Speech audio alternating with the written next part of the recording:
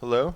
Uh, Thank you for having me. It's my first time in Warsaw. It's a beautiful city, and it's a beautiful day. So thank you for coming in, being inside with us today, even though it's beautiful outside.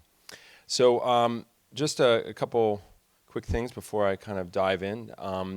The talk that I'm going to do is all part of there's this collaborative document handling thing that I use, which is called HackPad.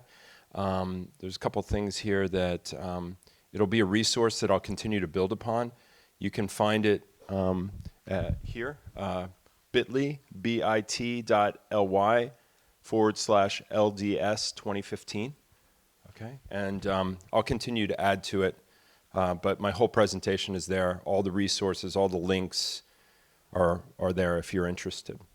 So before we dive in, I'm really excited. This marks I think the 28th time that we've done Learn, Do, Share, and it's very exciting. It's something that started as just kind of a blog where I wanted to open up process and share that process of what I was doing, and it's grown into something that is now global, which is truly exciting. And to be here in Warsaw, and I leave after this and I go to Barcelona. We do it later this week in Barcelona, and it's just very exciting to have something that was just a germ of an idea, but it's driven by this idea of the shared economy. So very excited to be here. In terms of an experiment, we're always doing experiments. This one is called we.learndoshare.net, and it's a collaborative resource of knowledge. So I highly recommend anybody that today, if you want to add anything to it, please do. We're experimenting with this as a way to collect an open resource of just links and interesting things. It can be projects that you know of, it can be resources that you know of, but it's something that we're working to do so we can start to connect the various parts of the world that we go. So you can find that at we.learndoshare.net, and it'll just prompt you for a simple login. You can create what you want there. But if you get a chance, it'd be wonderful for you to collaborate with us. Okay, so what I'm going to talk about today is this idea of story-driven innovation. And for me, I think it's important to kind of note that this kind of represents traditional thinking around media, okay? And I want you to know for the next 30 minutes, we're going to kind of be all the way over here, right?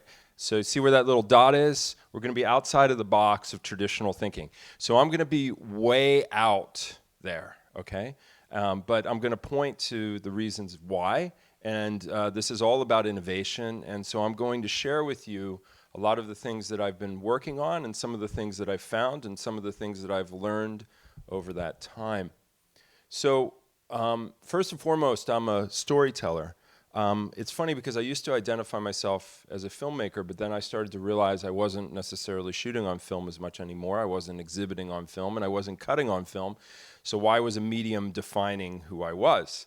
So I started to think about it, and at the core, I'm really a storyteller. In some ways, I'm kind of storytelling agnostic. It doesn't matter to me what platform it's on. It doesn't matter if it has technology. What really matters is what's the emotional core, and how can somebody connect to that? And how can I build experiences that other people will want to share or extend or add to? So in some ways, I guess some of those classifications, I'm a storyteller and an experience designer. I'm a co-founder of a startup that's called Connected Sparks. We build toys and stories with passion and purpose. I'm a founding member and director of the Digital Storytelling Lab at Columbia University, where we're experimenting with new forms and functions of storytelling. And I'm a partner at We Are New York, which we do a lot of interesting kind of experimental uses of narrative and technology. So the thing that I'm really fascinated about is where is the R&D, where's the research and development within the entertainment industry? It exists in the automotive industry, it exists in many other industries, but it does not exist in the entertainment industry. There's no open research and development for the most part. And the thing that I think is really interesting, I have this quote by Marshall McLuhan. He says, "We look at the present through a rear view mirror, we march backwards into the future. All the models that we tend to shape are often shaped by those that came before. And it often makes it very challenging to innovate because you're looking to the past for how you should embrace and make use of something that's here in the present. And so the one thing that I am very bullish on or very excited about is this idea that I really do believe that storytelling is going to drive the next generation of software and hardware. And what I mean by that is the first, like if I were to show you Facebook, right, and you would know what Facebook looked like. But if I took using the API and I took some of the data away from Facebook and I did a visualization and I showed you both things and I said to you, what's Facebook? You would point to the timeline, you'd say, oh, that's Facebook. But the reality is both of them would be Facebook.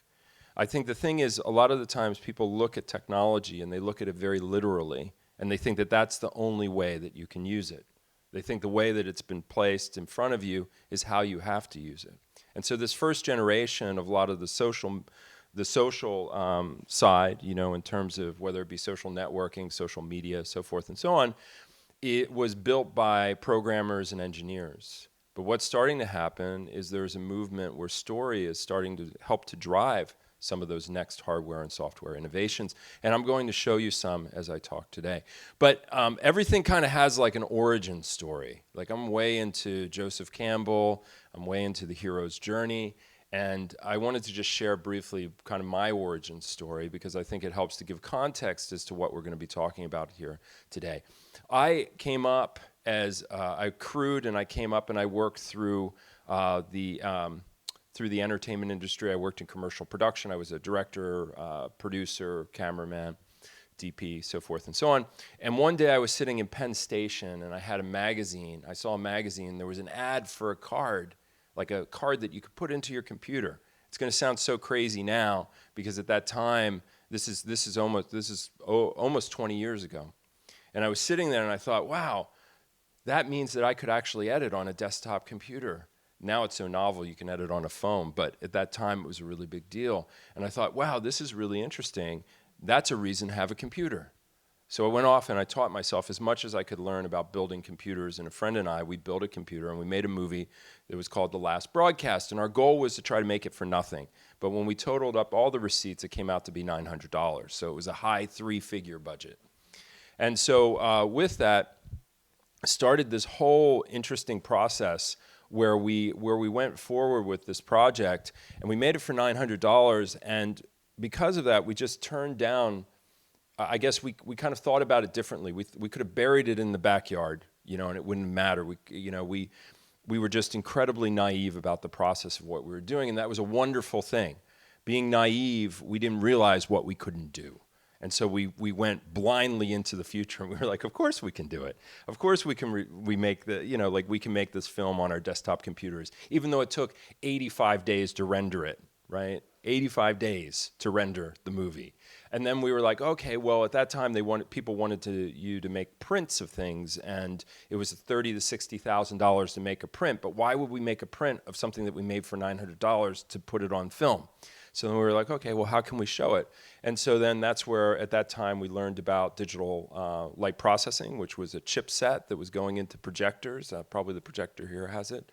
And we reached out and we tried to convince people that we had this amazing movie that represented the future of cinema. And we sent, this is how long ago it was, we sent letters to everybody, and nobody responded. Nobody, you know? And so in a moment, I just thought, well, you know what? What if I take these letters and I readdress them and I send them to the competitor, but I leave the name of their competitor on it. So when I send it to Sony, it'll say, you know, I'll send Sony's to Barco and Barco's to Sony and so forth and so on.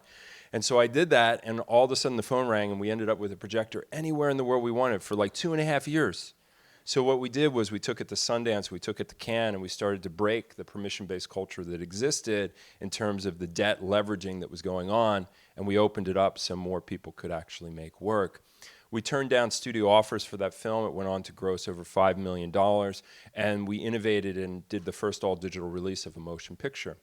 All of that made me start to realize that I could be creative about the whole range of things that I was doing. It wasn't just me writing a script, and that was it. It was the story of everything.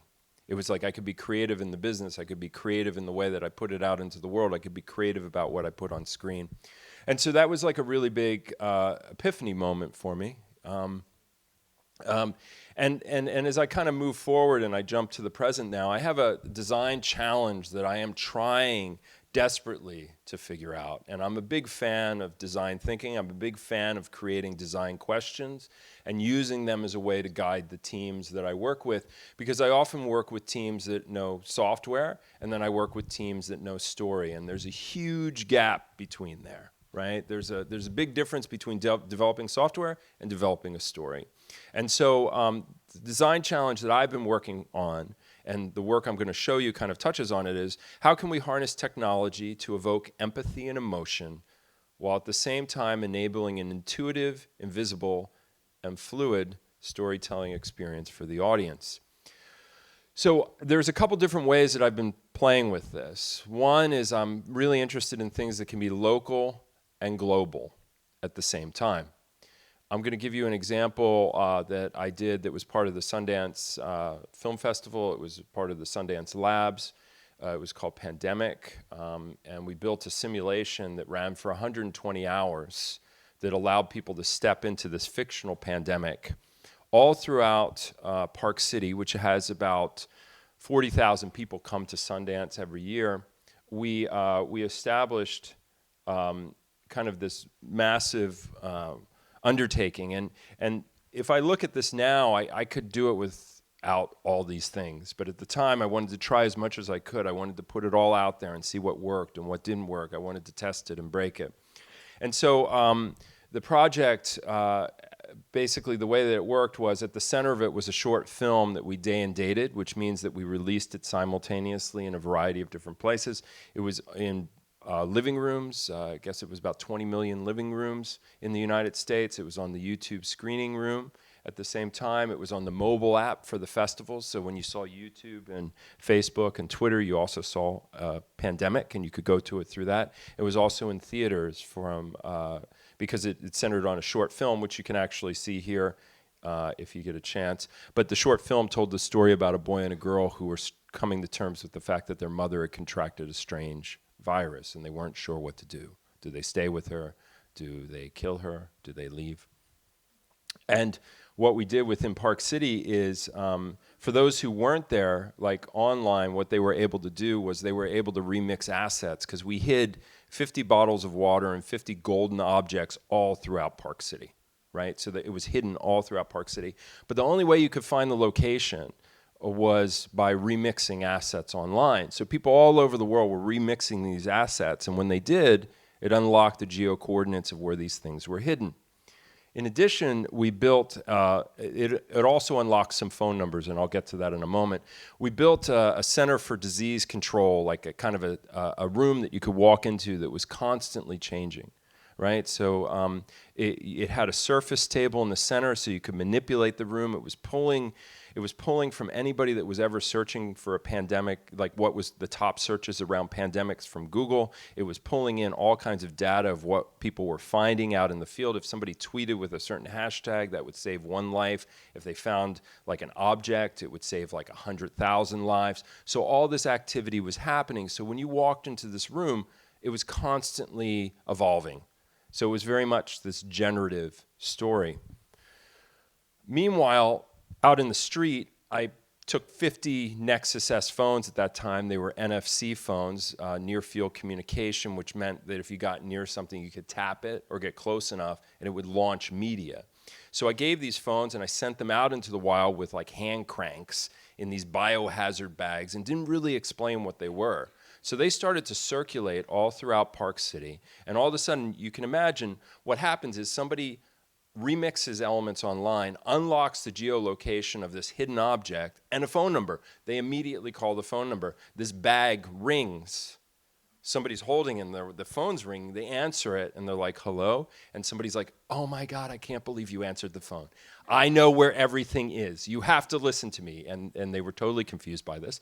And so what ended up happening is it ended up about, on average, 16 and a half minutes per session, upwards of a half a day that people would spend together searching and looking for these hidden objects that were all throughout Park City.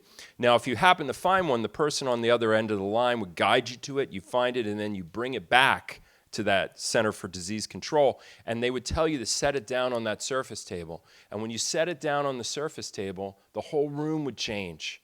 It would realize that that object had come into the room. And in this example, which is maybe a little small there, you can see that there's something on the table. Well, somebody brought back a bottle of water, they set it on the table, and the room knew it, and it said, "Congratulations, you've saved 100,000 lives," and it would push that out to everybody else that was playing. At the end of this experience, and a lot of this is documented, there's a detailed case study if you're interested, and there's some videos here. We had 250,000 people participating in 5 days. It was very successful. After we finished, I was approached by the Wellcome Trust, which is the second largest health NGO in the world, and they said, "Wow, what you're doing with this is really interesting, and we could use it for public health messaging for a certain type of demo. Would you be interested?" And I said, "Sure." And then they ended up giving me a number of scientists to work with. So that was a really interesting project where it started and it had some genre elements to it, and then kind of wove itself into a research project and then into a larger context. But it was interesting because even at that time we were experimenting with what does the model look like when we drop it into different territories? How can we have these outbreaks in different places, and what can we learn from that? So the next point that I've become very fascinated by is this idea of social, connected, personalized, and pervasive. One of the biggest trends I think that's coming is the personalization of media, the ability for people to have some sense of a touch into it, some ability to be a part of that story or to be a part of that world. And I think personalization is rapidly, you're seeing it everywhere. The idea of what I mean by social is it can be social in the sense that somebody wants to spread it. It's connected in the sense that it's physically connected. And I'll explain in this David Cronenberg project that I worked with David on, where objects are connected in really interesting and innovative ways. It's personalized because of various aspects in the way that we can see where you've gone within the experience, what you're interested in, what your preferences are. And it's pervasive because it isn't locked to one particular device, one format. So I'm a big fan of David Cronenberg, and I almost kind of fell over when I was approached and asked if I would collaborate. And over the course of a year and a half, about 14 months, I worked with David and a number of other people on a project called Body, Mind, Change. Now, Body, Mind, Change is really interesting because I was approached and said, "Can you do an adaptation of David's work, but you can't really use any of the characters, you can't really use any of the storylines, go." And if I showed you what the original brief was, the original request for proposals, it had all this amazing stuff where they were doing this traveling exhibition, they were doing this retrospective of his work, and it got to one little slide that said, "alternate reality game." And that was pretty much all the slide said, right? And then they were like, go do it. And I was like, okay. And so I went off and I thought, okay, well, what could we do with David? Well, what if we took the science, and this is all fiction, but it could be fact, but for now, please note that this is fiction. We took the science, I said, what if we took the science and technology from his films, and what if that was licensed to a biotech startup? And that biotech startup used it as a foundation for a series of next-gen human implants. If you're familiar with David Cronenberg's work, everything from like the remake of The Fly that he did to Videodrome to Existence, especially on the body horror side, there's a lot that deals with like what's within. And so we came up with this thing that was called, it's kind of a play on personalization, it's a play on the quantified self, and it's called POD, Personal On Demand. And the idea is that you can take POD and you can embed POD into the back of your neck via synaptic entanglement, which is a term we made up, and it will fuse with you, and it will know everything you want, need, or desire before you do. Okay, sounds pretty good, right? Human recommendation engine that's embedded in the back of your neck. What could go wrong with that, right? So basically, there were 3 simulations that you would go through, and as you went through those 3 simulations, we were capturing, you were educating an artificial intelligence. And it went through a Flowers of Algernon arc, which means it started as a naive child, became a rowdy teenager, and then realized it could never be human. Okay? So it had a very clear arc in its story. When you would start to play the simulation, you would start to educate it. So it would ask you questions, you would watch different media, you would engage with it. We were collecting a variety of data throughout that process, how much you watched, where you clicked, what you answered. And if you went through all 3 simulations, which were 20 minutes long each, you would be rewarded because in the museum space, a 3D printer would start to fire up and would print you a pod that was based upon your play, based upon your interactions, customized to you, personalized to you. And so we built out a lab in the museum space, and people were able to basically gestate a pod.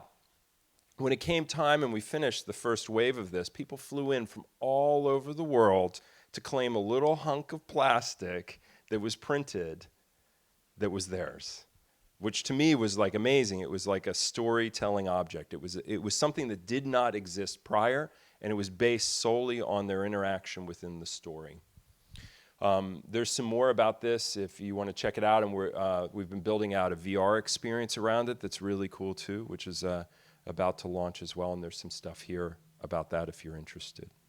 So, one thing that's fascinating to me is that, story is the same. It's the telling of that story that's changing. And the biggest area that I see that in, and another emerging trend, which I think has been going on for quite a bit, but I think is getting very exciting, is that idea of those formerly known as the audience. I'm going to give you an example of what I mean by that. My son is 7 years old. He's way into Minecraft. So he came to me one day and he said, "Hey, all my friends are playing Minecraft, Dad. Can you set it up for me?" I said, "Sure." I set it up and I left, and he started playing with it, and he came back a couple days later and he's like, "Look what I built. I built this house and it had bookshelves and it had torches, and he had captured a zombie," and he was super excited. Then a few months later he says, "Hey Dad, what's screen capture software?" And I say, "Screen capture software? Why do you want to know about that?" He's like, "Stampy Cat uses it." I'm like, "Stampy who?" He's like, "Stampy Cat, let me show you." And so he brings me over and he shows me this Let's Play video with Stampy Cat. Does anybody in the room know Stampy Cat? Okay, well, Stampy Cat has 200 million views a month and about 6 million subscribers. And he's like 24 and he's from the UK. And he does these videos where he plays Minecraft, and now he plays a number of other games, but he creates characters and he goes on quests and he makes these things. And so my son is like, "I want to make Let's Play videos like Stampy Cat." I'm like, "Okay, sure." So I set him up with the screen capture software. He's made like 16 episodes. They range from like 3 minutes to 20 minutes. He emulates what he sees Stampy Cat do, and he and his friends trade these episodes amongst each other. So the barrier to entry to tell his story is like nothing, right? So immediately, like, I've seen a decline in the amount of television he watches because he's making his own television, right? He would consider, he doesn't think this way, but when I look at it, I'm like, he's his own little media company, right? He's push-button publishing for the world to see, and he's trading it with his friends. So when I think about that, I think, what does that relationship mean to those formerly known as the audience, and how can they be collaborators? Like, what can you do with them that can be exciting? And so this next project that I'm going to share is called Like as Adventure. It's really passionate for me. I'm dyslexic, struggled in school tremendously, and went off and started working in production and actually never really went back to school, which is kind of ironic because now I'm at Columbia University and I have no degree. And not only am I at Columbia University, I'm also the director of experiential learning and applied creativity, and I've been tasked with R&Ding the future of the university in terms of work and learning using story, play, and design. So go figure, I guess you can get there a different way, right? You can culture hack it a different way. So this project is really about that idea of 21st century skills. It's about digital literacy. It's about the way we learn, and it's about breaking from some of the 20th century models that still exist, and 19th century models and 18th century models that still exist in traditional education. So this is Laika. She's on a hero's journey. She's from another planet. She's a robot who has the biggest heart on her planet, and her planet is withering away due to the misuse of her fellow robots. And so this project has a really interesting background. It started with me tweeting out to a bunch of people saying, who wants to be involved in a project that involves a robot, a little robot with a big heart. I'm probably off on the amount of characters, but because I'm going to say it's going to be longer than 140 characters. But anyway, who wants to be involved with a robot who travels the world, who works with kids in different schools, and will be launched into space by NASA. And all these people came forward, about 150 people, and we ended up with like 50 collaborators all over the world. And we built out, in going through a hackathon, if anybody been a part of a hackathon in the room here? Okay, a couple people. For those of you that don't know what a hackathon is, it's a lot of like Red Bull and like Doritos and, no, I'm kidding. It is, but it isn't. But you sit there and you do a lot of coding and you work together to try to accomplish something in a very short period of time. We made the first version of Leica in a hackathon and it was horrible. It sucked. But that was the point. It got us going. And then what we did from there is we started to build it out and realized that we would build a version of her that had sensors in it. And so she collected data as she traveled. To date, she's traveled over 35,000 miles. She'll become an ambassador to UNICEF very soon. She's gone to Haiti. She's going to Uganda in 2 weeks, and she'll be all throughout Africa. But she collects a variety of data as she travels. And her goal is to travel the world, and she's powered by the imaginations, the learning, and the creativity of students all around the world. And the idea is that we run, it has 3 parts. She travels, we do these amazing like kind of design thinking, narrative design, game design labs with kids all over the world. There's a toy, and then we have an 8-book deal with Penguin Books to do 6 chapter books and 2 picture books. And then we're developing out a television series with her too. But what's cool is she really travels. So that's her in the Great Barrier Reef. This is her with a friend that she met while she was diving. That's a little sea turtle. And then this is really cool. The first group that we worked with sent her up to 90,000 feet with weather balloons. It took about an hour and a half for her to climb to that height. The balloons burst, 20 minutes or so to fall, and then about 3.5 hours for us to find her in a cow pasture. So Leica is a really interesting use of software and hardware and storytelling and this idea of collaboration and looking at people who, and it has those other traits, right? It has that idea of what's global and local. It has that idea of what's connected, social, personalized, and pervasive. And it has that idea of those formerly known as the audience. So there's some good stuff in here about that. The final project, as I wrap up here, is called Sherlock Holmes and the Internet of Things. And Sherlock Holmes and the Internet of Things is going to be here in Warsaw. It's also going to be in probably about, well, right now, 9 other countries. I think by the end of the week, it'll be in 12. But this is a prototype by the Columbia Digital Storytelling Lab. And it's kind of the inspiration of the whole talk that I've been doing, which is about story-driven innovation. The work of Arthur C. Doyle is really fascinating for a number of reasons. Not only is it in the global public domain, which makes it easy for us to explore and play with the idea of authorship around it and what a retelling or reimagining of Sherlock Holmes could be, but the part that I'm most excited about is it's an example of story-driven innovation. Because when Doyle was writing his short stories and he was writing about non-contaminated crime scenes and he was writing about ballistics, local law enforcement was reading it while it was serialized and saying, wow, we should actually apply that. We should actually do that. So a number of things that he was writing about in terms of being fiction became fact. And I think that that's fascinating in terms of the opportunities or the possibilities of how story can be used. So Sherlock Holmes and the Internet of Things is an attempt to build an open R&D project within entertainment. Anybody is welcome to participate. It's about open ownership and authorship. It's about the ethical and policy issues of the Internet of Things, which is, to give it context, by the end of this year, there'll be over 1 trillion sensors in the world, in everything, from the sink that you go to when you're in a store, to your purchases, everything. Home automation, cars, sensors are everywhere, right? So this project is about saying, how can humanity drive technology as opposed to technology shaping humanity? Right? And it's this chance to use story as a way for people to understand the world around them, because we're moving into this sensory age of storytelling, this way in which we can lay stories over the world that were never possible before. So there's a couple ways, if you're interested, that you can get involved. The one thing that's really exciting is I went to Lincoln Center and I said, hey, Lincoln Center, I want to do this crazy thing. We want to make a massive connected crime scene, and we want to run it on your 13 acres in the middle of New York. Can we use it? And they were like, okay. What do you think it's going to be? I'm like, I have no idea.